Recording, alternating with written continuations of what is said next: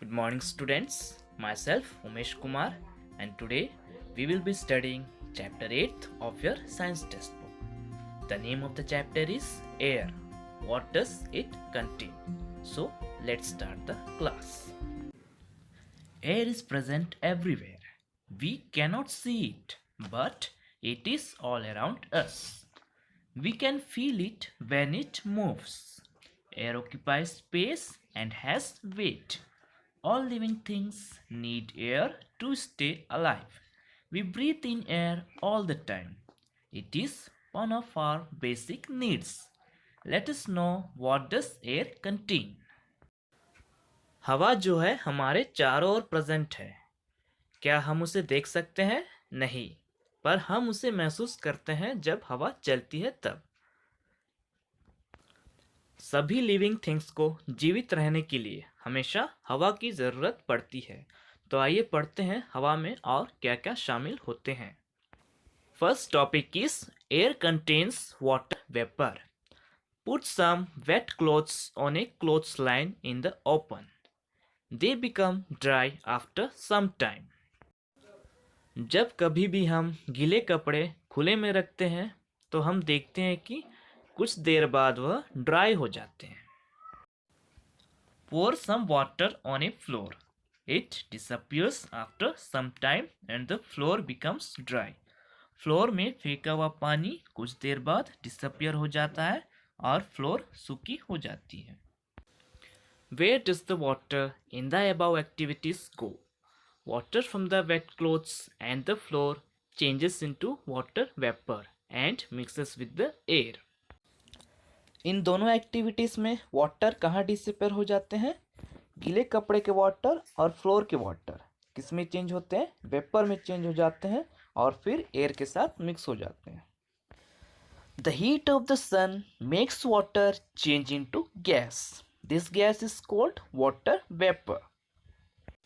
सूरज की गर्मी से वाटर जो है गैस में चेंज हो जाते हैं। इसी गैस को हम वाटर वेपर कहते हैं।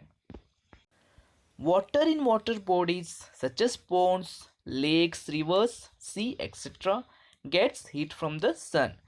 This heat slowly keeps changing the water into water vapor. All the water vapor goes into the air. Water bodies जैसे कि नदी, समुद्र, इन सभी को हीट कहाँ से मिलता है? सन से मिलता है। इसी हीट से वाटर जो है वेपर में चेंज हो जाते हैं। सभी वाटर वेपर एयर के साथ मिक्स हो जाते हैं। इस वजह से वाटर वेपर जो है एयर में हमेशा प्रेजेंट रहता है। Second topic is air contains dust particles. What is dust? Dust is fine particles of soil. This particles are always present in the air. Dust क्या होते हैं? डस्ट जो है सॉइल के छोटे छोटे पार्टिकल्स होते हैं जो हमेशा एयर में प्रेजेंट रहते हैं। Sweep your room and dust the furniture. Dust particles rise up and mix with the air. Vehicles that move along the roads, dust particles rise about the ground and mix with the air. Air becomes more dusty on कच्चा roads. हम जब अपने room की सफाई करते हैं तो वहाँ प्रेजेंट डस्ट पार्टिकल्स जो है एयर के साथ मिक्स हो जाते हैं।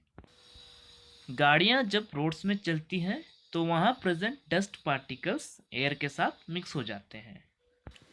कच्चे रोड्स में एयर जो है ज़्यादा डस्टी हो जाती है, वहाँ धूल जो है ज़्यादा आते हैं। Just look at this picture. You can see that the sun rays entering in a dark room. You will see dust particles floating in the air through a slit. Thus, we can say that air contains dust particles. किसी बंद कमरे में जब सूरज की रोशनी आती है तो हमें डस्ट पार्टिकल्स उड़ते हुए नजर आते हैं। तो इससे हमें यह पता चलता है कि डस्ट पार्टिकल्स जो है एयर में हमेशा प्रेजेंट रहते हैं। Next topic is air contains smoke. Smoke too keeps entering into the air. Smoke is released when something burns. It comes out mainly from fires and factories. Moreover, fumes from road vehicles go into the air. Thus, we can say that smoke is present in the air. Smoke means धुआं. धुआं जो है हमेशा air में रहता है. जब हम किसी चीज को जलाते हैं तो उससे धुआं निकलता है. मेनली यह कहाँ से आता है? फायर से या फिर फैक्ट्री से. इन पिक्चरों को ध्यान से देखिए. फैक्ट्री से निकला हुआ धुआं, गाड़ियों से निकला हुआ धुआं और फिर जंगलों में लगी आग से निकला हुआ धुआं, ये सभी हमेशा एयर में प्रेजेंट रहते हैं. इससे हम यह कह सकते हैं कि एयर में वाटर वेपर के साथ धुआं भी हमेशा प्रेजेंट रहता है. नेक्स्ट टॉपिक इज एयर में contains germs. Germs are very small living things that can make you ill. When a sick person coughs, sneezes, or omits, germs mix with the surrounding air. Thus, dust, smoke, and germs make the air dirty and impure. Germs जो हैं बहुत ही छोटे living things होते हैं जो हमें अपनी आंखों से नहीं दिखते और हमें वह बीमार बना सकते हैं. जब कोई बीमार व्यक्ति खांसता है या फिर छींकता है तो उनके बॉडी से जर्म्स बाहर आते हैं और एयर के साथ मिक्स हो जाते हैं. डस्ट, स्मोक और जर्म्स ये सभी एयर को इम्प्योर और डर्टी बनाते हैं जिससे हम बीमार हो सकते हैं. Next topic is clean and fresh air. Dirty and impure air is harmful to health. So, we need pure air to breathe in. Air is pure when it is fresh. We must therefore live in fresh air. Dirty और impure air हमारे body के लिए harmful होते हैं, इसलिए हमें हमेशा ताज़ी हवा में सांसें लेनी चाहिए. Impure air से हमें कई प्रकार के ब्रीथिंग प्रॉब्लम्स हो सकते हैं. So how to get fresh air we will study now. First, grow green plants around your house. They make the air clean and fresh. हमें घरों के आसपास हमेशा ग्रीन प्लांट्स लगाने चाहिए जिससे एयर क्लीन और फ्रेश होता है. Second, never leave or play in smoky or dusty places. The air in these places is impure. जिस जगह में धूल, धुआं ये सब है उस जगह हमें नहीं खेलना चाहिए. ऐसी जगहों में एयर जो है impure होता है.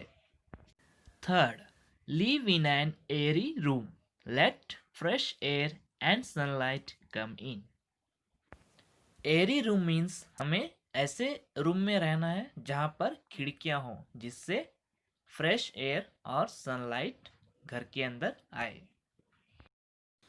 Fourth, never cover your face while sleeping.